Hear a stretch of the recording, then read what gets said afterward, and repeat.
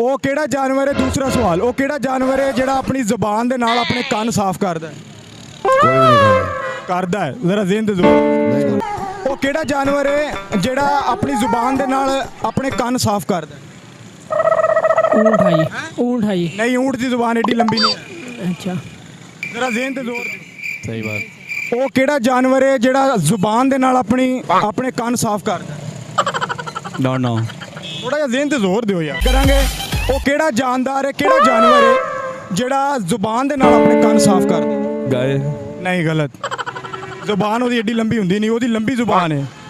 ਇਹ ਜਿਹੜਾ ਆਪਣੀ ਜ਼ੁਬਾਨ ਦੇ ਨਾਲ ਆਪਣੇ ਕੰਨ ਸਾਫ਼ ਕਰਦਾ, ਉਹ ਕਿਹੜਾ ਜਾਨਵਰ ਹੈ ਜਿਹੜਾ ਆਪਣੀ ਜ਼ੁਬਾਨ ਦੇ ਨਾਲ ਆਪਣੇ ਕੰਨ ਸਾਫ਼ ਕਰਦਾ? ਉਹ ਕਿਹੜਾ ਜਾਨਵਰ ਹੈ ਜਿਹੜਾ ਆਪਣੀ ਜ਼ੁਬਾਨ ਦੇ ਨਾਲ ਆਪਣੇ ਕੰਨ ਸਾਫ਼ ਕਰਦਾ? ਜ਼ੁਬਾਨ ਦੇ ਨਾਲ ਜ਼ੁਬਾਨ ਦੇ ਨਾਲ ਆਪਣੇ ਕੰਨ ਸਾਫ਼ ਕਰਦਾ। ਸੱਪ।